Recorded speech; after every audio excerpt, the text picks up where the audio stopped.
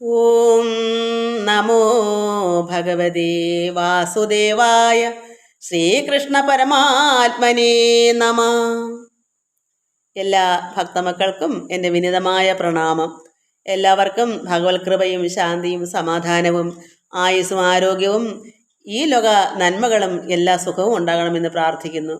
ഓം ലോക സമസ്ത സുഖിനോ ഭവന്തു. എല്ലാ ഭക്തമക്കൾക്കും എൻ്റെ വിനീതമായ പ്രണാമം. മക്കളെ, നമുക്കിന്ന് ഭഗവത്ഗീത അല്പം നോക്കാം. നമ്മൾ കഴിഞ്ഞ പ്രാവശ്യം വായിച്ചത് നിത്യമായ, അതായത് മൂന്നാം അധ്യായം കർമ്മയോഗമാണ്. ഭക്തിയോഗം പോലെയാണ് കർമ്മയോഗം. നമ്മൾ നല്ല സൽക്കർമ്മങ്ങളും ഈശ്വരാർപ്പണമായും ഒന്നും ഫലം ആഗ്രഹിക്കാതെയൊക്കെ ചെയ്യുന്ന കർമ്മങ്ങൾക്ക് യോഗം എന്ന് പറയാം. ഈശ്വരനോട് ചേരാനുള്ളതാണ് കർമ്മം, നല്ല പ്രവൃത്തി. ഇതൊക്കെ നമുക്ക് നമ്മൾ ചെയ്യുന്ന അന്നന്ന് ചെയ്ത എന്ത് കർമ്മമായാലും അത് നന്മയായിട്ട് പോകട്ടെ. ഇത് നമ്മൾ പഠിച്ചാൽ അങ്ങനെ വരുമല്ലോ, അല്ലെങ്കിൽ നമുക്ക് അറിയില്ലല്ലോ. കർമ്മയോഗം നല്ലതാ. അത് ഭഗവാൻ എന്താ ഇവിടെ അർജുന് കൊടുത്ത ഉപദേശം? നീ കർമ്മം ചെയ്യൂ, ഫലം ആഗ്രഹിക്കണ്ട, നീ എന്നിൽ അർപ്പിച്ച് ചെയ്യൂ. ഇത്രയും പഠിച്ചാൽ മതി. നമ്മൾ അങ്ങനെ ചെയ്യുമ്പം എല്ലാം നമ്മുടെ നല്ല പ്രവൃത്തികളെ ചെയ്യാവൂ, നല്ല സൽക്കർമ്മങ്ങളെ. കാരണം അർജുനന് അദ്ദേഹത്തിൻ്റെ തൊഴിൽ യുദ്ധമായതുകൊണ്ടാണ് അദ്ദേഹത്തിൻ്റെ അതാണ് പറഞ്ഞേക്കുന്നത്. ഇന്ന് പട്ടാളക്കാർ അത് ചെയ്യേണ്ടെന്ന് പറയാൻ നമുക്ക് പറ്റുമോ? അവർക്ക് അത് ചെയ്തല്ലേ പറ്റൂ, അല്ലെങ്കിൽ നമുക്ക് ഇങ്ങനെ ജീവിക്കാൻ പറ്റുമോ? ഇവിടെ സന്തോഷമായിട്ട് ഉറങ്ങാൻ പറ്റുമോ? അപ്പോൾ ഇതൊക്കെ ഇവിടെ പറഞ്ഞേക്കുന്നതാ. ഓരോരുത്തർക്കോരോ കർമ്മങ്ങൾ, അതിൽ സന്തോഷമായിട്ട് ആ കർമ്മമായാലും നീ അത് ആര് മരിച്ചെന്നോ ആരോട് യുദ്ധം ചെയ്യുന്നെന്നോ ഒന്നും നീ ചിന്തിക്കണ്ട. നിനക്ക് പറഞ്ഞ തൊഴിലാണ്, അത് നീ അങ്ങ് ചെയ്യൂ. നീ ഒന്നും ആഗ്രഹിക്കണ്ട, ഇന്നത് ഇന്നൊന്നും അങ്ങോട്ടോ ഇങ്ങോട്ടോ ഒന്നും ചിന്തിക്കണ്ട. ഫലേച്ഛ കൂടാതെ ആഗ്രഹമില്ലാതെ ഭഗവാൻ തന്നെ അർപ്പിച്ച് കർമ്മം ചെയ്യൂ. നമ്മൾ എന്താ അത് മനസ്സിലാക്കണ്ടേ? നമുക്കുള്ള ജോലി എന്താണ്? എന്ത് കർമ്മം ആയിക്കോട്ടെ, നമുക്ക് നിസ്സാരമായ കർമ്മങ്ങളാണെങ്കിൽ അതാ. എന്തരായാലും, ഉദ്യോഗമായാലും, അതല്ല വീട്ടുപണി ആയാലും, അതല്ല കൃഷി ആയാലും, എന്തുമായാലും നമുക്കും.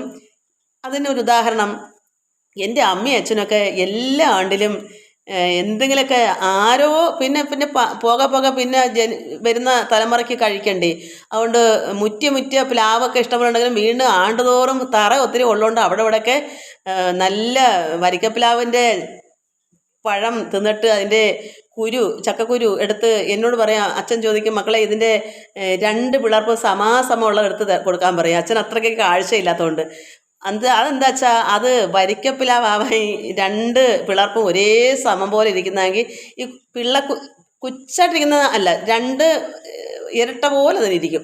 അത് വരിക്കായി. പക്ഷെ അച്ഛൻ അറിയുന്നതിന് മുമ്പേ അത് അച്ഛനങ്ങ് പോയി. കാരണം അച്ഛന് തിന്നാനല്ലല്ലോ ഇതൊക്കെ ചെയ്യുന്നത്, ഇതൊക്കെ അങ്ങ് ചെയ്യുന്നു.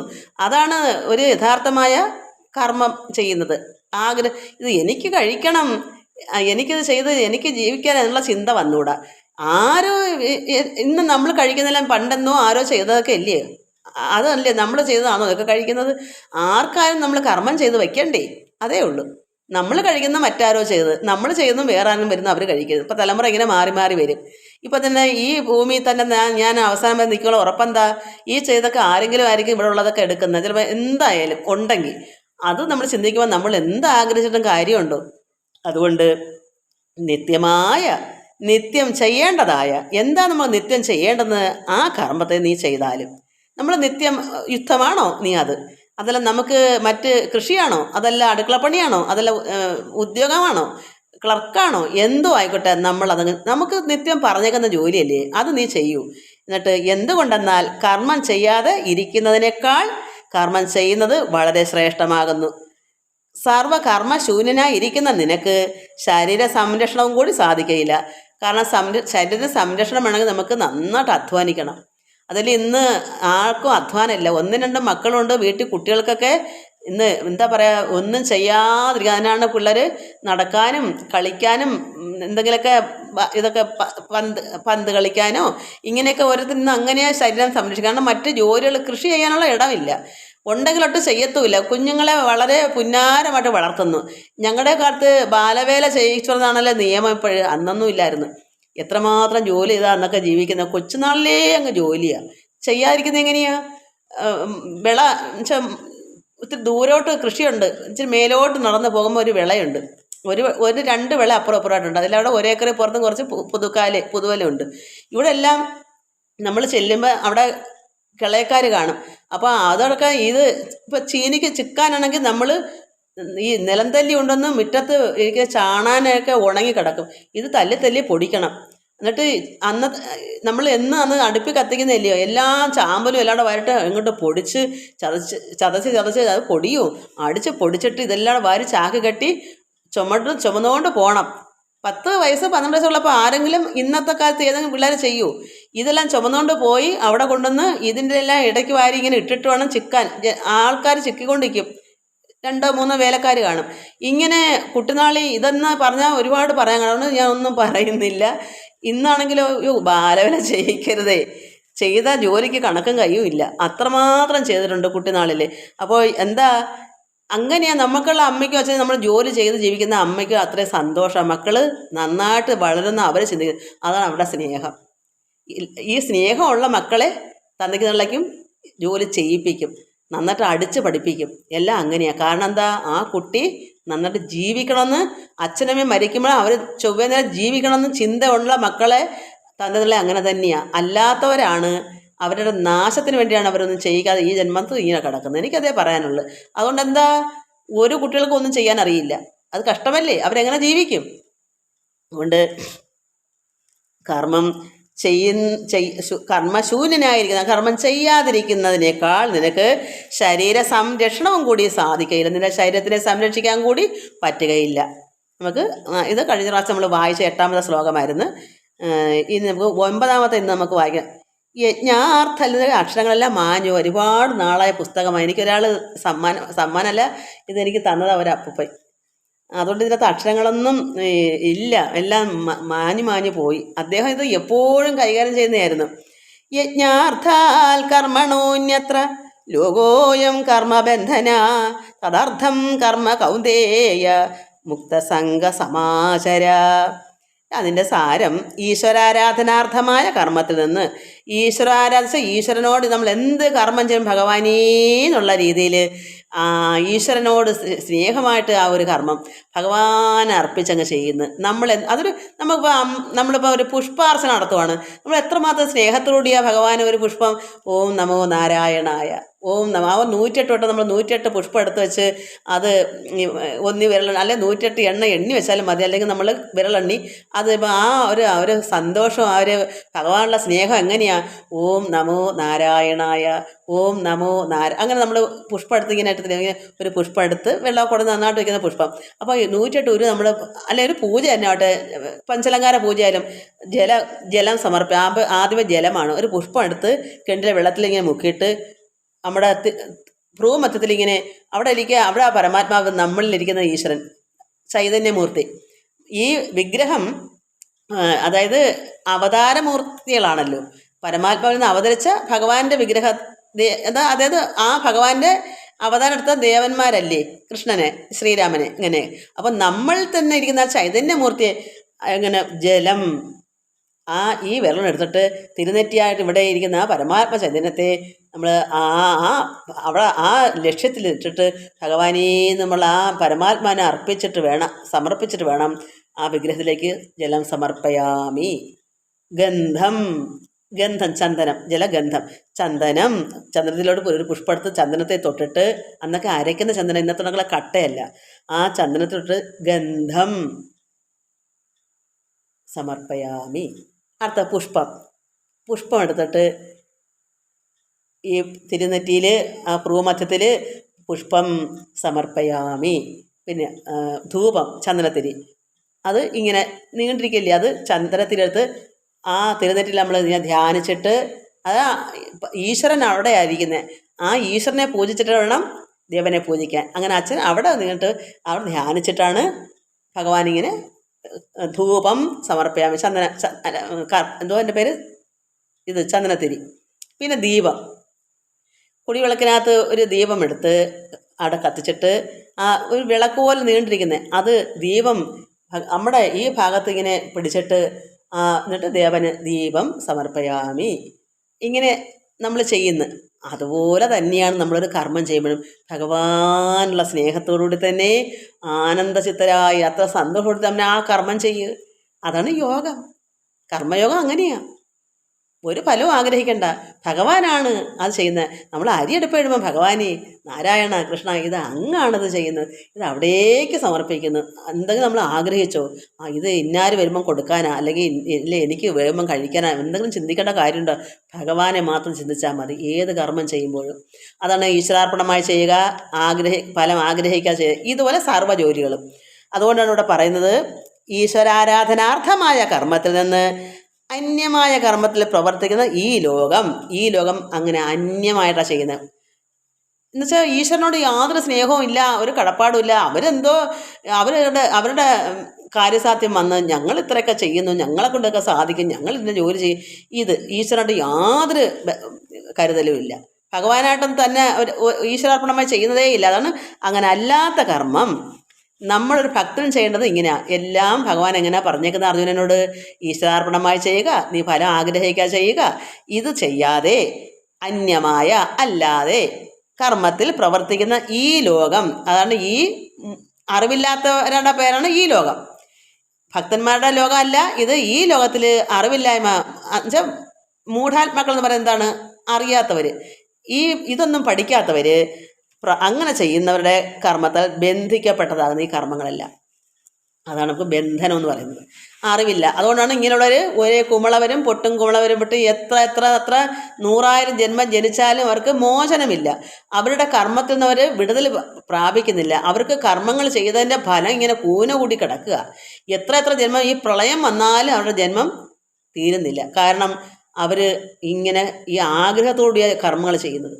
അതേസമയം നമ്മൾ എപ്പോഴും നമ്മുടെ കർമ്മം മോചിത ആവണമെങ്കിൽ നമ്മൾ ഭഗവാൻ ചെയ്യുന്നു, ഭഗവാനെല്ലാം അർപ്പിച്ച് ചെയ്യുന്നു, യാതൊരു ഫലവും ആഗ്രഹിക്കുന്നുമില്ല. അവിടെ പിന്നെ കർമ്മത്തിന് ബന്ധനം നമുക്ക് വരുന്നില്ല. ഇതിൽ നിന്ന് മോചനം കിട്ടുന്നു നമുക്ക്. എന്നോ കഴിഞ്ഞ ജന്മം ചിലപ്പോൾ കുറേ ചെയ്തു വെച്ചതിൻ്റെ കാണും ഈ ജന്മം അതപ്പോൾ ഇനിയെങ്കിലും നമ്മൾ അത് മനസ്സിലാക്കിയിട്ട് കഴിഞ്ഞ ജന്മങ്ങൾ ചെയ്തെങ്കിലും അതെങ്കിലും തീർന്നങ്ങ് കിട്ടിയാൽ മതി.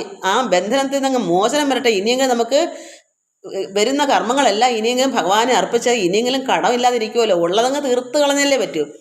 അല്ലെങ്കിൽ എന്തുവരും, ഈ ജന്മത്തിൽ ചെയ്യുന്നതും കഴിഞ്ഞ ജന്മത്തിൽ ചെയ്യുന്നതെല്ലാം ഇങ്ങനെ കൂടി കളഞ്ഞിട്ട് എത്ര ജന്മം ജനിച്ചാലും മുക്തനാവുകയില്ല. അതുകൊണ്ട് അങ്ങനെ ചെയ്യാത്തവരുടെ ഈ ലോകം കർമ്മത്താൽ ബന്ധിക്കപ്പെട്ട് കിടക്കുന്നു.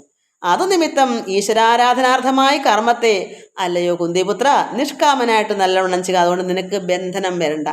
നിന്റെ കർമ്മഫലങ്ങൾ ഇങ്ങനെ കൂന കൂട്ടി കിടക്കണ്ട. അതുകൊണ്ട് നീ എന്ത് ചെയ്യണം? നീ ഒരു ഫലവും ആഗ്രഹിക്കാതെ നീ അങ്ങ് ചെയ്തേരെ.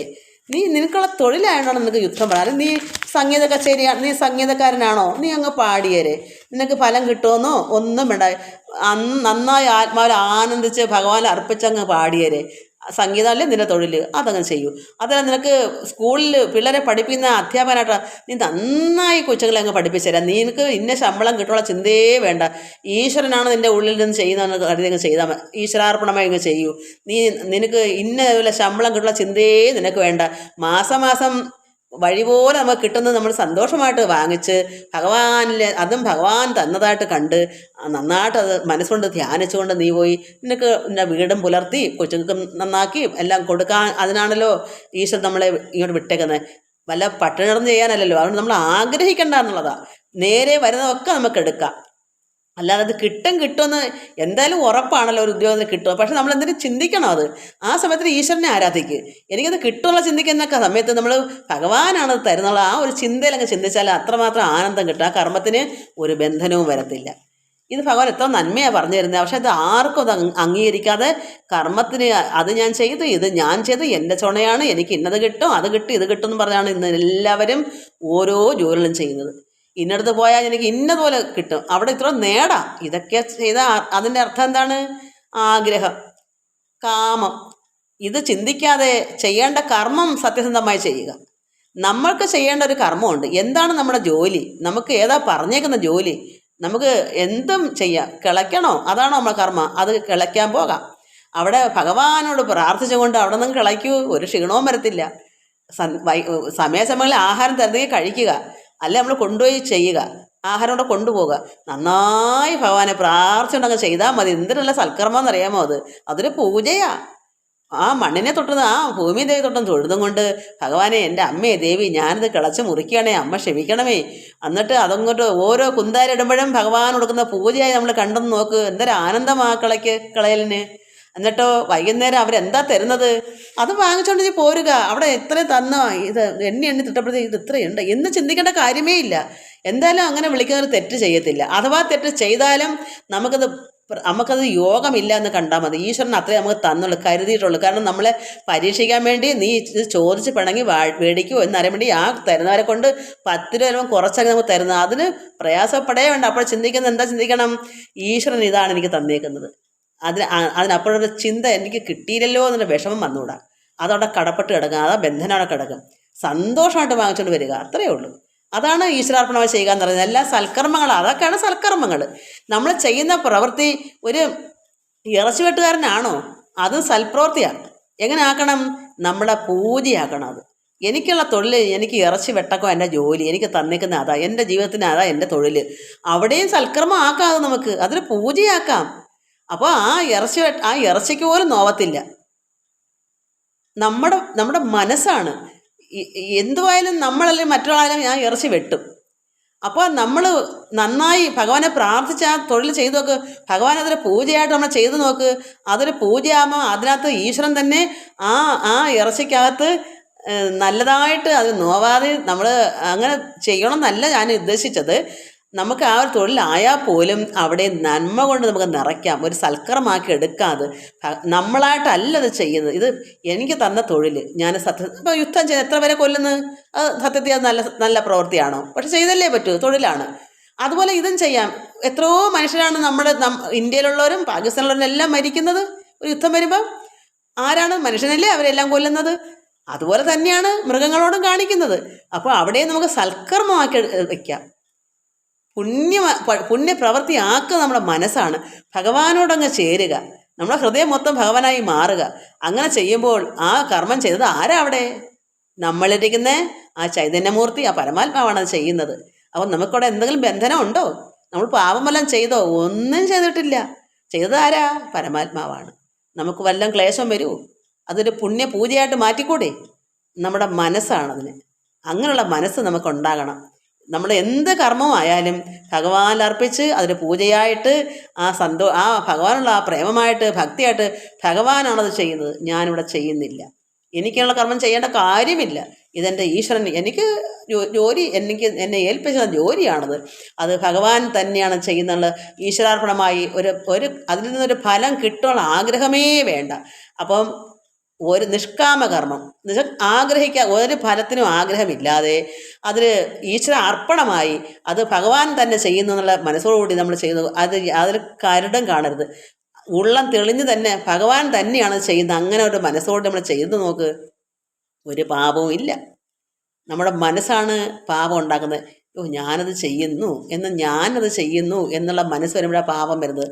ഞാനൊന്നുമേ ചെയ്യുന്നില്ല, എന്നിലിരിക്കുന്നേ ആ പരമാത്മാവാണ് ചെയ്യുന്നത്. ആ മനസ്സാകുമ്പോൾ അവിടെ ഈ ഞാനെന്നുള്ള നമ്മുടെ ഈ വ്യക്തി നമ്മളാകുന്ന എന്നുണ്ടല്ലോ, ഉള്ളിൽ പരമാത്മാ അല്ലാത്ത ഞാൻ എന്നുള്ള വേറെ എന്നിലേക്ക് ഞാനൊന്നും ചെയ്തില്ലല്ലോ. പിന്നെ എനിക്കവിടെ എങ്ങനെ കർമ്മബന്ധനം വരും? അതുകൊണ്ടാണ് ഭഗവാൻ പറഞ്ഞേക്കുന്നേ, അർജുന നിനക്ക് തന്നേക്കുന്ന തൊഴിൽ കർമ്മം നീ ഇത് ഒരു നിഷ്കാമമായിട്ട് നീ ചെയ്യൂ. നീ ഒരു ആഗ്രഹം പാടില്ല. അതുപോലെ നീ എന്നെ അർപ്പിച്ചങ്ങ് ചെയ്യൂ എന്ന് പറയുന്നത്. അതുകൊണ്ടാണ് നമ്മൾ അങ്ങനെ ചെയ്താൽ ഒരു കർമ്മത്തിനും പാപമില്ല. അവിടെ ഗുണമാണോ പാപമാണോ ചെയ്യുന്നത് നമ്മൾ അറിയുന്നില്ലല്ലോ. നമ്മുടെ മനസ്സിൽ ചെല്ലുന്നില്ലല്ലോ. നമ്മളവിടെ ഈശ്വരന് കൊടുക്കുന്ന പൂജയായിട്ടല്ലേ കാണുന്നത്. എന്തും അങ്ങനെ ആരും ചെയ്യുന്നില്ല. അതാണ് കുഴപ്പം. അതുകൊണ്ട് ഈശ്വരാരാധനാർത്ഥമായ കർമ്മത്തിൽ നിന്ന് അന്യമായ കർമ്മത്തിൽ പ്രവർത്തിക്കുന്ന ഈ ലോകം നശിച്ച ലോകം ഇങ്ങനെ അല്ലാതെ ചെയ്യുന്നത്. എല്ലാവരും തന്നിഷ്ടമായിട്ട് ഞാൻ ചെയ്യുന്നു എന്നുള്ള രീതിയിൽ അങ്ങനെ ചെയ്യുന്നതാണ് ഇങ്ങനെ സംഭവിക്കുന്നത്. അതുകൊണ്ട് അന്യമായ ഈശ്വരൻ പറഞ്ഞ രീതിയിൽ അല്ലാതെ പ്രവർത്തിക്കുന്ന ഈ ലോകത്തുള്ള എല്ലാവരും അങ്ങനെ അർജുനന് കൊടുത്ത ഉപദേശം പോലെ ആരും ചെയ്യുന്നില്ല. എവിടെയെങ്കിലും ചില 1,000-ൽ 1-2 ഭക്തന്മാരെ ഈ കർമ്മയോഗം അങ്ങനെ എടുക്കുന്നുള്ളൂ. മറ്റെല്ലാവരും ആഗ്രഹിച്ച് തന്നെ ചെയ്യുന്നത്. ഇതിങ്ങനെ പറയാവുന്നേ ഉള്ളൂ. നമ്മൾ പറയാൻ പഠിക്കാം, പക്ഷെ ചെയ്യുവാനോ വരുമ്പോൾ ഒന്നും ചിന്തിക്കുന്നില്ല. ഞാനങ്ങ് ചെയ്യുന്നതാണ് മനസ്സാ വരുന്നത്. മനസ്സ് ഒരിക്കലും അതിനെന്താ എപ്പോഴും ആരാധനയിൽ മുഴുകിക്കുന്ന വ്യക്തിക്ക് ഞാൻ പറയില്ലേ, നമ്മൾ ചോറുണ്ണുമ്പോൾ ആ ഉരുള ഉരുട്ടുമ്പോൾ ഭഗവാനെ എന്ന് ചിന്തിക്കും, ഓർത്തിലും ചിന്തിക്കും. അതുപോലെ നമ്മൾ എപ്പോഴും ഭഗവാനും ഈ തൊഴിലും എപ്പോഴും ഈശ്വരാർപ്പണം ചെയ്യേണ്ട ഒരു വ്യക്തിക്ക് അവിടെ ചിന്ത എപ്പോഴും അങ്ങനെ തന്നെ വരും. സാധകം അങ്ങനെയാണ്. നമുക്ക് തന്നെ അറിയാതെ തന്നെ സംഭവം, നമ്മളൊന്നും ചെയ്യത്തില്ല. അതുകൊണ്ട് അത് നിമിത്തം ഈശ്വരാരാധനാർത്ഥമായി കർമ്മത്തെ അല്ലയോ കുന്തിപുത്ര നിഷ്കാമനായിട്ട് നല്ലവണ്ണം ചെയ്യുക. നല്ല ഭഗവാൻ ആ പൂജ പോലെ, നമ്മളൊരു പൂജ എങ്ങനെയാണ് അതുപോലെ തന്നെയാണ് നീ യുദ്ധം ചെയ്യൂ. നീ നല്ല ശുദ്ധമായ ഹൃദയത്തോടുകൂടി സന്തോഷത്തോടുകൂടി എല്ലാം ഈശ്വരനെ അർപ്പിച്ച് ഒരു ഫലവും ആഗ്രഹിക്കാതെ നീ സന്തോഷമായിട്ട് തന്നെ ചെയ്യൂ എന്നാണ് ഭഗവാൻ പറയുന്നത്. അങ്ങനെ ചെയ്യുന്നതാണ് കർമ്മയോഗം. എന്താ കാരണം? ഒരു യോഗിയാകുന്ന ഭക്തിയോഗത്തിൽ കൂടി അല്ലാതെ കർമ്മയോഗത്തിൽ കൂടിയും ഭഗവാനിലെ യോഗമാകാം. അതുകൊണ്ടാണ് 10ാമത്തെ കർമ്മയോഗത്തിൽ 3-ാം അധ്യായം 10-ാം ശ്ലോകം. സഹയജ്ഞ പ്രജാ സൃഷ്ട്വാ പുരോവാച പ്രജാപതി അനേന പ്രസവർഷ്യത്വാ ഏഷ ഓസ്തുഷ്ടകാമധു. ബ്രഹ്മാവ് യജ്ഞാധികാരികളായ ബ്രാഹ്മണർ മുതലായ പ്രജകളെ ആദ്യകാലത്തിൽ സൃഷ്ടിച്ചിട്ട് ഈ യജ്ഞം കൊണ്ട് നിങ്ങൾ മേൽക്കുമേൽ വർദ്ധിച്ചാലും, യജ്ഞാധികാരികൾ വെച്ചാൽ അന്ന് ബ്രാഹ്മണ ശ്രേഷ്ഠന്മാരാണല്ലോ ഇവിടെ അധികാരികളായി അന്ന് യജ്ഞങ്ങളൊക്കെ ചെയ്യുന്നത്. അവർക്കാണല്ലോ ഇത് അവരുടെ കർമ്മമാണല്ലോ അത്. അന്നൊക്കെ അങ്ങനെയാണല്ലോ. ഇന്ന് എല്ലാവരും ഇത് പഠിച്ച് ചെയ്യുന്നു. അന്ന് യജ്ഞാധികാരികളായ ബ്രാഹ്മണർ മുതലായ പ്രജകളെ ആദികാലത്തിൽ ബ്രഹ്മാവ് സൃഷ്ടിച്ചിട്ട് അവരോട് പറഞ്ഞു, ഈ യജ്ഞം കൊണ്ട് നിങ്ങൾ മേൽക്കുമേൽ വർദ്ധിച്ചാലും. അപ്പോൾ ഈ ലോകത്തന്ന് ഇവിടെ ഈ ഭൂമിയിൽ യജ്ഞങ്ങൾ ചെയ്യുന്നതെല്ലാം ബ്രാഹ്മണ ശ്രേഷ്ഠന്മാരായിരുന്നു.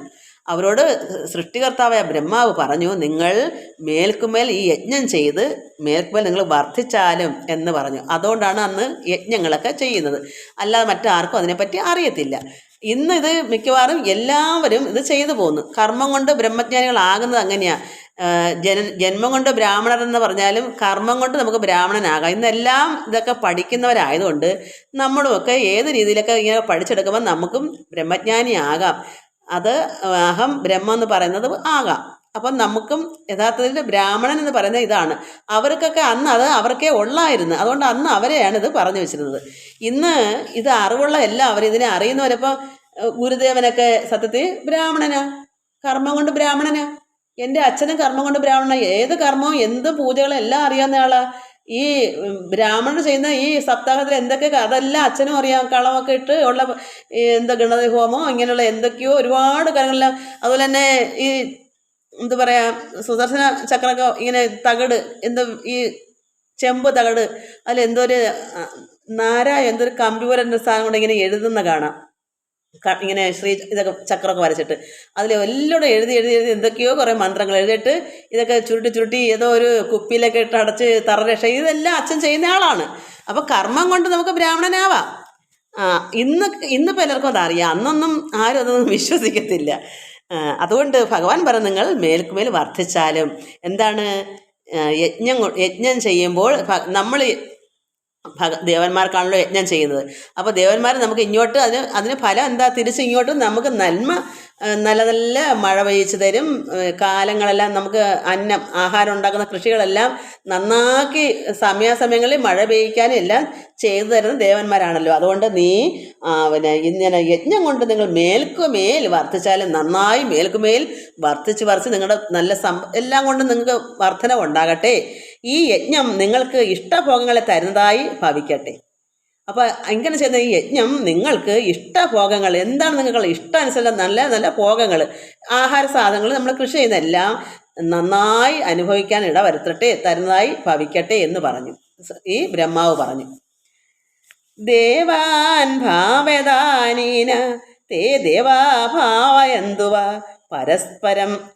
പരസ്പരം ഭാവയന്ത ശ്രേയ പരമവാപ്യസദാ. അതായത് പരസ്പരം അങ്ങോട്ട് യജ്ഞം ചെയ്യുമ്പോൾ അവരിങ്ങോട്ട് ദേവന്മാർ ഇങ്ങോട്ട് എന്ത് തരുന്നു? നല്ല അന്തരീക്ഷം തരുന്നുണ്ട്. വേനൽക്കാലത്ത് വേണ്ട സമയത്ത് മഴ പെയ്ച്ചു തരാനും നമുക്ക് കൃഷികളെല്ലാം അങ്ങനെയാണല്ലോ ചെയ്യുന്നത്.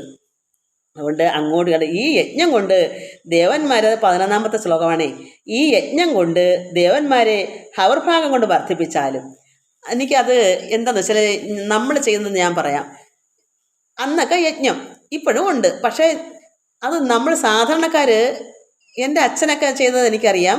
ഇങ്ങനെ ആണ്ടുതോറുള്ള ഇത് ചെയ്യുകയും ചെയ്യും. നമ്മുടെ ഭവനത്തിൽ തന്നെ വീടിൻ്റെ രക്ഷയ്ക്കും തറരക്ഷയ്ക്കും ഇത് ചെയ്യുന്നത്. അന്നൊക്കെ പൊതുവേ യജ്ഞം ചെയ്യുന്നതെല്ലാം ഈ ബ്രാഹ്മണ ശേഷന്മാരാണ്. എന്നാൽ അച്ഛൻ ഇതൊക്കെ നമ്മുടെ വീട്ടിൽ വന്നതിന് ശേഷം ഇതൊക്കെ ആണ്ടും ചെയ്ത് എനിക്കറിയാം. പക്ഷേ അതുതന്നെ ഇന്നൊരു തെങ്ങും തൈ കായ്ച്ച് വരുമ്പോൾ അതിൻ്റെ ആദ്യത്തെ ആ ഒരു കരിക്കോ അല്ലെ അതിൻ്റെ തേങ്ങയോ എന്നുവെച്ചാൽ ഖവർ ഭാഗം തന്നെ നന്മയായിട്ട് ഭഗവാന് കൊടുക്കണമെന്നാണല്ലോ. അത് അമ്പലത്തിൽ കൊണ്ടുപോയി, അന്നൊക്കെ അമ്പലത്തിലാണല്ലോ പൂജയൊക്കെ ഉള്ളത്, അമ്പലത്തിൽ കൊണ്ടുപോയി കൊടുക്കും. അല്ലാതെ തന്നെ നമ്മുടെ വീട്ടിൽ പായസമോ നെല്ല് കൊയ്തുകൊണ്ട് വരുമ്പം ആ നെല്ല് തന്നെ പച്ച നെല്ല് കുത്തി മാസം തോറും നമുക്ക് അല്പം നിലമുള്ളത് ഒറ്റയായിരുന്നു. അത് എന്നും ഉണ്ണിയപ്പത്തിനും പായസത്തിനാണ് അത് ഉപയോഗിക്കുന്നത്. അപ്പോൾ അത് നല്ലതായിട്ട് കുത്തി പായസം വെച്ച് അത് കുത്തണം, മില്ലൊന്നുമില്ല. അത് മാസം തോറും അമാവാസിയുടെ അന്ന് ഇതൊക്കെ ചെയ്യുമായിരുന്നു. അതും ഭഗവാനെ നേദിക്കുകയല്ലേ. അല്ലാതെ അമ്പലത്തിലും കൊണ്ടുപോയി ഇത് കൊടുക്കുക. അപ്പോൾ എന്തും ഭഗവാൻ തരുന്നതല്ലേ. ഒരു തെങ്ങ് നട്ടാലും അത് കായ്ക്കണമെങ്കിൽ അതിൻ്റെ സമയാസമയങ്ങളിൽ വെള്ളവും അതിൻ്റെ അന്തരീക്ഷങ്ങളും എല്ലാം തരുന്ന ഈശ്വരനല്ലേ, ദേവന്മാരല്ലേ. അപ്പോൾ നമ്മൾ എന്ത് ചെയ്യണം? ദേവന് കൊടുക്കണ്ടേ? ആദ്യമേ കിട്ടുന്ന നമ്മൾ കൊണ്ട് കൊടുക്കണ്ടേ? ആദ്യം കിട്ടുന്ന നെല്ലിൻ്റെ അരി അതും കുത്തി അമ്പലത്തിൽ വഴിപാട് കൊടുക്കണ്ടേ?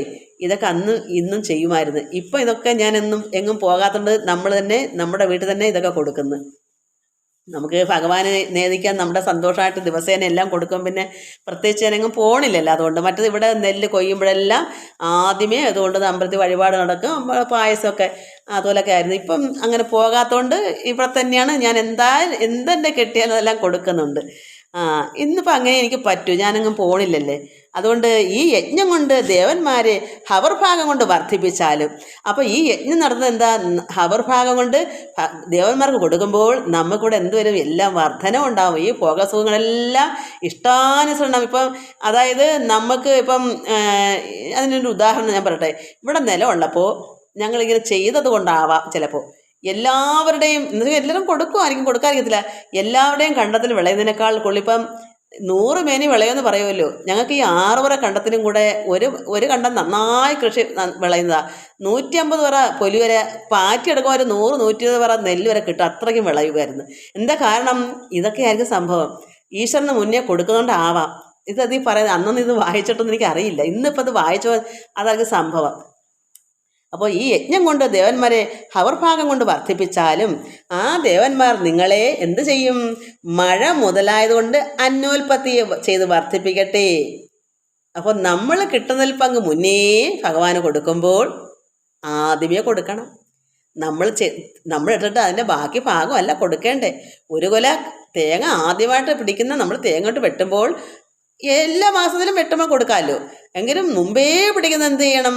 ആദ്യമേ അതിൻ്റെ ഏറ്റവും മുനങ്കൊലെന്നൊക്കെ പറയും. അത് ആദ്യത്തേക്ക് നല്ല വലിപ്പമൊക്കെ അതുകൊണ്ടൊന്ന് ഭഗവാന് കൊടുക്കണം. അപ്പോഴെന്ത് വരും? അന്യോന്യം ദേവന്മാരെ നിങ്ങൾ വർദ്ധിപ്പിക്കുന്നവരായിട്ട് ഉത്തമ അഭീഷ്ടമായ അർത്ഥത്തെ നിങ്ങൾ പ്രാപിച്ചാലും. അപ്പോൾ അന്യോൽപത്തിയെ ചെയ്ത് വർദ്ധിപ്പിക്കട്ടെ അന്യോന്യം. അപ്പോൾ അങ്ങോട്ട് കൊടുക്കുമ്പോൾ ഭഗവാൻ ഇങ്ങോട്ട് നമുക്ക് ഇതിൻ്റെ സൗകര്യങ്ങൾ ഒപ്പിച്ചേരുന്ന അന്തരീക്ഷം, മഴയും വെയിൽ വേണ്ടപ്പം വെയിലും, വെയിൽ കഴിയുമ്പം വെള്ളം വേണ്ടപ്പം മഴയും, കൃഷി ചെയ്യുന്ന സമയാസമയങ്ങളിൽ ഇതെല്ലാം നമുക്ക് ദേവന്മാർ നമുക്കിതൊക്കെ ചെയ്തു തരുന്നു. എന്തിനാ? അന്നം വർദ്ധിപ്പിക്കാൻ. നമുക്ക് കഴിക്കേണ്ട ആഹാരങ്ങൾ കൃഷിയല്ലേ, ഇതെല്ലാം വർദ്ധിപ്പിക്കാൻ ഈ യജ്ഞം ചെയ്യുന്നത്. അതുകൊണ്ട് അന്ന് ബ്രഹ്മാവ് യജ്ഞം ഇങ്ങനെ ബ്രാഹ്മണ അധികാരികൾക്ക്, യജ്ഞാധികാരികളായ ബ്രാഹ്മണർക്ക് പ്രജകളെ അവരെ സൃഷ്ടിച്ചിട്ട് ബ്രഹ്മാവ് പറഞ്ഞു, നിങ്ങളിങ്ങനെ യജ്ഞം ചെയ്യിൻ, അങ്ങോട്ട് മേൽക്കുമ്പോൾ നിങ്ങൾ വർദ്ധിച്ചാലും അതുകൊണ്ട് ഇഷ്ടഭോഗങ്ങൾ നിങ്ങൾക്ക് തരുന്നതായി ഭവിക്കട്ടെ. അപ്പോൾ അതുകൊണ്ടാണ് ആണ്ടുതോറൊക്കെ ഈ യജ്ഞങ്ങളൊക്കെ നടത്തുന്നത്. ഈ യജ്ഞം കൊണ്ട് ദേവന്മാരെ ഹവർഭാഗം കൊണ്ട് വർദ്ധിപ്പിച്ചാലും അപ്പോൾ ദേവന്മാർ നിങ്ങളെ മഴ മുതലായതുകൊണ്ട് നമുക്ക് അന്യോൽപത്തിയെ ചെയ്ത് വർദ്ധിപ്പിക്കട്ടെ. അപ്പോൾ അങ്ങോട്ടും ഇങ്ങോട്ടും പരോപകാരം. നമ്മൾ അങ്ങോട്ട് കൊടുക്കുമ്പോൾ അവരിങ്ങോട്ട് ഇത് വർദ്ധിപ്പിച്ച് തരുന്നു. ദേവന്മാരും നിങ്ങളും വർദ്ധിപ്പിക്കുന്നവരായിട്ട്, അപ്പം നമ്മൾ മനുഷ്യരങ്ങോട്ട് ഇങ്ങനെ ഹവർഭാഗം കൊടുക്കുക, അത് മുഖാന്തരം അവരിങ്ങോട്ട് അതിന് വേണ്ട നന്മകൾ ചെയ്തു തരിക. അങ്ങനെ നിങ്ങളും ദേവന്മാരും തമ്മിൽ വർദ്ധിപ്പിക്കുന്നവരായിട്ട് തമ്മിൽ അങ്ങോട്ടും ഇങ്ങോട്ടും വർദ്ധിപ്പിക്കും. അങ്ങനെ ഉത്തമ അഭീഷ്ടമായ അർത്ഥത്തെ നിങ്ങൾ പ്രാപിച്ചാലും, ഉത്തമമായ അഭീഷ്ടം നല്ല, അന്നൊക്കെ എന്തെങ്കിലും വിഷം ചേർന്ന് എന്തെങ്കിലും ഉണ്ടോ? ഇന്ന് എന്താ കാരണം? ഈ കൃമികീടങ്ങളെല്ലാം വന്ന് ഈ ധാന്യത്തിൽ വരാനുള്ള കാരണം എന്താ? ബൈബിളിൽ കിടപ്പുണ്ട്. എല്ലാം ഈശ്വരന് കൊടുക്കാതിരുന്നാൽ എല്ലാം എന്താ അന്ന് വെട്ടുക്കിളിയോ ഇതൊക്കെ ബൈബിളിലുണ്ട്. ഇതുകൊണ്ട് നശിപ്പിച്ച് കളയും. ഇന്ന് ജനങ്ങൾക്ക് അങ്ങനെ ചിന്തയില്ല. ഭഗവാന് കൊടുക്കണം. ഇപ്പം ഞാൻ എൻ്റെ കാലം കഴിഞ്ഞ് ഇനി എന്നിൽ താഴേക്കുള്ള അടുത്ത തലമുറ വേണ്ട ഇതൊക്കെ ചെയ്ത് കൊടുക്കാം. ഇവിടെ ഇപ്പോൾ കൃഷിയില്ല, ഒന്നുമില്ല, എല്ലാവരും മടുത്ത് വയ്യാതായി. ഇപ്പോൾ എന്തെങ്കിലും മേടിച്ച് കഴിപ്പായി. എന്താ കാരണം? നമ്മുടെ തലമുറ കൊണ്ട് കഴിഞ്ഞിട്ട് അടുത്ത തലമുറയ്ക്ക് ആരും ചിന്തയില്ല. അമ്പലത്തിൽ പോകുമ്പോൾ എന്തെങ്കിലും ഭഗവാന് കൊടുക്കേണ്ട നല്ല കാര്യങ്ങൾ, പഴങ്ങളോ ഒക്കെ വാങ്ങിച്ചുകൊണ്ട് കൊടുക്കുക, അതും ഇല്ല. അമ്പലത്തിൽ ഇന്നത്തെ തലമുറയ്ക്ക് അമ്പലത്തിലും പോകണ്ട, ഈശ്വരനൊന്നും കൊടുക്കുകയും വേണ്ട, പൂജയും വേണ്ട, വഴിപാടും വേണ്ട. മറ്റത് അച്ഛനൊക്കെ അങ്ങനെ ചെയ്യുന്നുണ്ട്. നമ്മൾ ഇന്നും ആ പ്രവൃത്തി ഞാൻ ചെയ്യുന്നു. എനിക്ക് എന്തെങ്കിലും കിട്ടിയാൽ ഭഗവാൻ കൊടുക്കാത്ത കാര്യമില്ല. എൻ്റെ മക്കൾക്കതുണ്ടോ? പിന്നെ എങ്ങനെയായി വിഷം കഴിക്കാതിരിക്കുന്നത്? ഈശ്വരൻ നമുക്ക് കൃഷി ചെയ്താൽ എല്ലാം പുഴു കൊണ്ടുപോകണം. എന്താണ് അതുകൊണ്ട് രോഗം വർദ്ധിച്ചില്ലേ? ഈശ്വരൻ ആരും കൊടുക്കുന്നുണ്ടോ? ഒന്ന് ആലോചിച്ച് നോക്ക്. സത്യത്തിൽ ഇതാണ് കാരണം. ഈശ്വരൻ നമ്മളൊന്നും കൊടുക്കുന്നില്ല. നമ്മൾ ഒരു ചക്ക പടുത്താൽ അത് ഭഗവാൻ അല്പം ഒരു ചക്കച്ചുള വരിക്കച്ചക്കയാ ഭഗവാനെ കൊടുക്കുന്നുണ്ടോ? ഒരു കൊല പഴുത്താൽ ഭഗവാനെ വീടുകളിൽ കൊടുക്കാൻ സൗകര്യമില്ലാത്തൊരു അമ്പലത്തിൽ കൊണ്ട് കൊടുത്താലും മതി. അവിടെ നന്നായി തിരുമേനി പോയിട്ട് അവിടെ ഭഗവാൻ നേദിച്ചോളും. വീട്ടിൽ കൊടുക്കാൻ അത്രയ്ക്കും ഉത്തരവാദിത്തമായിട്ട് അറിവില്ല എന്നുണ്ടെങ്കിൽ അങ്ങനെ ചെയ്യുക. ഇപ്പം എൻ്റെ അച്ഛൻ ഇങ്ങനെ ചെയ്തതുകൊണ്ട് ഞാനിങ്ങനെ പഠിച്ചതുകൊണ്ട് ഞാനിപ്പം എന്ത് കിട്ടിയാലും ഭഗവാൻ ഇവിടെ നേദിക്കുന്നുണ്ട്. അപ്പോൾ എന്തെങ്കിലും രീതി ചെയ്യണ്ടേ? അതുകൊണ്ട് പഴണിയില്ലാതെ ഞാൻ കിടക്കുന്നു. കൊടുത്താൽ നമുക്കും കിട്ടും. കൊടുക്കുന്നതാണ് കിട്ടുന്നത്, അല്ലാതൊന്നുമല്ല. നമ്മൾ സ്നേഹം കൊടുത്താൽ നമുക്ക് സ്നേഹം കിട്ടും. നമ്മളിങ്ങനെ എന്ത് കൊടുത്താലും അത് തിരിച്ച് നമുക്കും കിട്ടുന്നത്. നമ്മളെ പട്ടിണി കിടത്തില്ല. ഭഗവാൻ നമ്മളെ പട്ടിണി കിട്ടാനല്ലേ നമ്മളെ പട്ടിണിക്കിടും. അതുകൊണ്ട് നമ്മുടെ മക്കൾക്കോ ഈശ്വരൻ കൊടുക്കുന്നത് അതുകൊണ്ടാണ്. പക്ഷേ അവരുടെ തലമുറ മുമ്പോട്ട് വരുമ്പോൾ ഇനി പ്രയാസപ്പെടും. കാരണം അവരിത് പഠിച്ചില്ലെങ്കിൽ. അവർക്ക് കൊടുക്കുന്ന ആരാ? അവരുടെ മക്കളാണ്. അവർക്ക് യോഗം ഉണ്ടാവണമെങ്കിൽ അവരത് ചെയ്യണം. അവർക്ക് യോഗം ഉണ്ടെങ്കിലേ അവരുടെ മക്കൾ കൊടുക്കൂ. ഇന്ന് എനിക്ക് യോഗം ഉണ്ടെങ്കിലേ എൻ്റെ മക്കൾ എനിക്ക് തരൂ, എന്നാലേ ഭഗവാൻ അവർക്ക് കൊടുക്കൂ. എന്തിനാ? എനിക്ക് കിട്ടാൻ. എൻ്റെ യോഗം ഉണ്ടെങ്കിൽ. മക്കൾ തന്നില്ലെങ്കിൽ എനിക്ക് യോഗമില്ല, എൻ്റെ പ്രവൃത്തി ദോഷം. ഇന്നെല്ലാവരും മക്കളെ പള്ളു പറയും. ഈ രക്ഷകർത്താക്കൾ ചിന്തിക്കുന്നില്ല, ഞാൻ എന്താണ് ചെയ്തത് ഇത്ര നാളും? ഞാൻ നന്മ വല്ലതും ചെയ്തോ? എനിക്ക് ഇത്രയും വരെയുള്ള കാരണം എന്താ? എൻ്റെ മക്കൾ എന്താ എന്നെ നോക്കാത്തത്? എന്നെ എന്തിനാ അനാഥയിൽ വിട്ടത്? എന്താ കാരണം? ചിന്തിക്കത്തില്ല. അവരെല്ലാം ചെയ്തുള്ള നന്മയാണെന്ന് അവരുടെ വിചാരം. ഒന്നുമല്ല. ഇന്ന് രക്ഷകർത്താക്കൾ നന്മ ചെയ്ത് അവർക്ക് യോഗം ഇല്ലാത്തത് കൊണ്ടാണ്. ഒന്നീ കഴിഞ്ഞ ജന്മം കുറേ ദുഷ്കർമ്മം ചെയ്തു പോയി, അതിൻ്റെ അനുഭവം. കാരണം ഒരിക്കലും ആരെയും ശിക്ഷിക്കേണ്ട കാര്യമില്ല, പറയേണ്ട കാര്യമില്ല. മക്കൾക്ക് തരാനുള്ള യോഗം അവർക്ക് തരാൻ അവർക്കൊരു യോഗം വേണം. എനിക്ക് മേടിക്കാനുള്ള യോഗം എനിക്ക് വേണം. എനിക്ക് യോഗം ഇല്ലെങ്കിൽ ഒരിക്കലും കിട്ടാൻ സാധ്യതയില്ല. മക്കൾക്ക് എത്ര ഉണ്ടെന്ന് പറഞ്ഞിട്ടും കാര്യമില്ല. എനിക്ക് യോഗം ഇല്ലെങ്കിൽ അങ്ങനെയാണ്. എനിക്ക് യോഗം ഉണ്ടെങ്കിൽ അവർക്കില്ലെങ്കിലും ഭഗവാൻ അവരിൽ കൂടി എനിക്ക് തരാനുള്ള യോഗം അവർക്ക് ഉണ്ടാക്കി കൊടുക്കും, എനിക്ക് കിട്ടാൻ വേണ്ടി. അപ്പോൾ എനിക്ക് കിട്ടുമ്പം സന്തോഷം, കിട്ടിയില്ലെങ്കിൽ എൻ്റെ മക്കൾ അങ്ങനെ ചെയ്ത് എനിക്ക്. അപ്പോൾ രണ്ടും കിട്ടാൻ എനിക്ക് യോഗം ഉണ്ടെങ്കിൽ കിട്ടിയെന്ന് പറയും, കിട്ടിയില്ലെങ്കിൽ പറയാം എൻ്റെ മക്കൾ നല്ലവരല്ല. ഇതാണ് ഇന്നത്തെ ലോകം. അവിടെ ആദ്യം നമ്മൾ പഠിക്കുന്നത് നമ്മൾ നന്നാവുക. നമ്മൾ നന്നാവുമ്പോൾ സർവ്വം നന്നാവും. അതാണ് ഇതിനകത്ത് ഞാൻ പഠിച്ചത്. അങ്ങനെ ഞാൻ നന്നായെങ്കിലേ മറ്റുള്ളവരെ അത് കണ്ടാൽ അവർ നന്നാവുമല്ലോ. നമ്മൾ നന്നാവുന്നുണ്ട്. അവരെ നന്നാക്കുന്നത് എങ്ങനെയാണ്? നമ്മൾ വേണ്ടേ, മുതിർന്നവരുടെ മുമ്പേ നന്നാവാൻ. ഞാൻ നന്നായെങ്കിൽ എനിക്ക് യോഗം വന്നേനെ, എനിക്കത് അനുഭവിക്കാൻ യോഗം വരും. ഞാൻ നന്നാവുന്ന എങ്ങനെ? എനിക്ക് കിട്ടുമ്പോൾ ആർത്തി പിടിച്ച് തിന്നുന്നതിന് മുന്നേ ഭഗവാനെ ഞാൻ ഒരുള്ള ചോറ് കഴിക്കുമ്പോൾ ഇത് ഭഗവാൻ തന്നതാണ്, ഇത് അവിടേക്ക് അർപ്പിച്ച് നമ്മൾ കഴിക്കൂ. അങ്ങനെ കൊടുത്താലും മതി. നമ്മുടെ ഉള്ളിലിരിക്കുന്ന പരമാത്മാവ്, നമ്മുടെ ഉള്ളിൽ ചൈതന്യം നമ്മളിലുണ്ട്. ആ ചൈതന്യത്തെ തന്നെ ചിന്തിച്ച് ഭഗവാനാണ് എന്ന് പറഞ്ഞ് നമ്മളിലിരിക്കുന്ന ഈശ്വരനാട്ടം കൊടുക്കൂ ആദ്യം ഉരുള. അങ്ങനെ കൊടുത്താൽ മതി. നന്ദി എപ്പോഴും കിട്ടും. ഇതൊന്നും ചെയ്തില്ല. കിട്ടുമ്പോഴേ ആക്രമണം പിടിച്ച് ഇന്ന് സദ്യക്ക് ചെന്നിരുന്നാൽ എങ്ങനെയാണ്? കിട്ടുമ്പോഴേ അവിടെ തൊട്ട് അങ്ങ് വിശപ്പ് കൂടിപ്പോയി. അതും തൊട്ട് ഇതും തൊട്ട് അങ്ങ് തീർന്ന് ചോറിടുമ്പോൾ കറിയെല്ലാം തീർന്നിരിക്കും. അതേസമയം ഭഗവാനുള്ള ചോറ് കൊടുക്കുന്ന ഈ എച്ചിലാണോ കൊടുക്കണ്ടേ? ആ ചോറ് കൊടുക്കുമ്പോൾ നമ്മളവിടെ എച്ചിലാക്കാണ്ടിരിക്കണമെങ്കിൽ ഒന്നും നുള്ളി തടാതിരിക്കണം. അത് ഒരുള്ള ഉരുട്ടി ഭഗവാന് ഏത് സദ്യക്കോ പോയിരിക്കട്ടെ ഒന്ന് പ്രാർത്ഥിച്ച് ഇത് ഈശ്വര അവിടെ നിന്ന് തന്നതാണ്, ഇത് ഭഗവാന് മുന്നേ ഇരിക്കട്ടെ നമ്മൾ കഴിച്ചു തൊട്ട് പിന്നെ തൊടുകരൊക്കെ പിന്നെ കഴിക്കൂ. ഇത് എച്ചിലെല്ലാം ആക്കി വിലയെല്ലാം വടിച്ച് വൃത്തിയാക്കിയിട്ട് ചോറ് വരുമ്പോൾ ഒന്നും കാണിയല്ല അവിടെ. കാരണം സമയം പോകുമ്പോൾ എല്ലാവർക്കും ഇപ്പോൾ എണീക്കണ്ടേ? ഒടുക്കം കിട്ടുന്നവർക്ക് എന്ത് ചെയ്യാൻ കഷ്ടപ്പാടില്ലേ? അതുകൊണ്ടാകെ ചെയ്യുന്നത്. വിശപ്പുണ്ടായിട്ടല്ല. കാരണം ഒരാളെ ചോറാണെങ്കിൽ എല്ലാവരും ഇട്ടിട്ട് ഒടുക്കാണ് നമ്മുടെയൊക്കെ വന്നാൽ നമ്മളെന്ത് ചെയ്യും? പക്ഷെ ഞാൻ അവിടെ തന്നെ ഇരുന്ന് എല്ലാവരും എഴുതിയപ്പോൾ എനിക്ക് എണീക്കാൻ പറ്റി. എൻ്റെ കറികളെല്ലാം ഞാൻ കഴിക്കുകയും ചെയ്തു. എന്താ കാരണം? ഈശ്വരൻ അവിടെ നമ്മുടെ കൂട്ട് നിൽക്കും. അങ്ങനെയാ. നമ്മുടെ പ്രവൃത്തി നല്ലതാണോ അതാ ഈശ്വരൻ നോക്കുന്നത്. അവിടെ എപ്പോഴോ അല്ലെങ്കിൽ ഒന്ന് പതുക്കെ എഴുന്നേറ്റാൽ മതി, മറ്റുള്ളവർ എഴുന്നേറ്റ് പോട്ടെ. എല്ലാത്തിനും സമാധാനം വേണ്ടേ? വേവോളം ഇരിക്കാമെങ്കിൽ ആറോളം ഇരിക്കാനുള്ള സമാധാനം ഉണ്ടല്ലോ. ഇതൊക്കെ നമ്മൾ പഠിക്കണം. നമുക്ക് എവിടെ എപ്പോഴും ആഹാരം ഭഗവാനെ ചിന്തിക്കാതെ കഴിച്ചുകൂടാ. അപ്പം നമ്മൾ അങ്ങനെ ചെയ്താൽ എന്തോലും കുചേലൻ എങ്ങനെ ആയത്? ഗുരുവമ്മ കൊടുത്തുവിട്ടെ കടലയോ കപ്പലുണ്ട് ഏതാണ്ട് സ്വന്തമായിട്ട് കുചേലൻ്റെ കയ്യിൽ തന്നെ ഇരുന്ന് അദ്ദേഹം മഴ വന്നപ്പം രണ്ട് മാവിൻ്റെ മുമ്പിൽ ഇദ്ദേഹം തന്നെ അങ്ങ് തിന്ന്, ഭഗവാന് കൊടുത്തില്ല. നമ്മൾ ചിന്തിക്കണം, ഭഗവാൻ ഇത് ഒരെണ്ണം കൊടുത്ത് വേണമെന്ന് ചോദിക്കണ്ടേ? തന്നെത്താനെ അങ്ങ് തിന്നില്ലേ? അത് പാടില്ല. നമ്മൾ ഒരു ഗ്ലാസ് ചായ കുടിക്കും ഭഗവാനെ, അവിടുത്തെ വിശന്നിരിക്കുകയല്ലേ. ഭഗവാനാണ്, നമ്മളെ ഉള്ളിൽ ഭഗവാനുണ്ട്. അപ്പോൾ അത് അത് പ്രത്യേകം നല്ലതാക്കി ഭഗവാന്റെ വിഗ്രഹത്തിന് മുമ്പിൽ വെച്ച് നേദിക്കാം, ഞാൻ ചെയ്യുന്ന പോലെ. അതല്ലാത്ത സമയങ്ങളിൽ എന്താ വേണം? ഒരു ഗ്ലാസ് ചായ എടുക്കാൻ ഭഗവാന് ചിന്തിച്ചുകൊണ്ട് നമ്മൾ കുടിക്കൂ, അത് ഈശ്വരനായിട്ട് കുടിക്കൂ. ഏത് കർമ്മം ഭഗവാനെ അർപ്പിക്കണമെന്നല്ലേ പറഞ്ഞേക്കുന്നത്? ഇതൊരു കർമ്മമല്ലേ? ആഹാരം കഴിക്കുന്ന ഒരു കർമ്മമാണ്. അപ്പോൾ ആ കർമ്മം, കുടിക്കുന്ന കർമ്മം, തിന്നുന്ന കർമ്മം, ഇതൊക്കെ കർമ്മങ്ങളാണ്. അത് ഭഗവാനെ അർപ്പിച്ച് നമ്മൾ ചെയ്യൂ, അതല്ലേ നല്ലത്.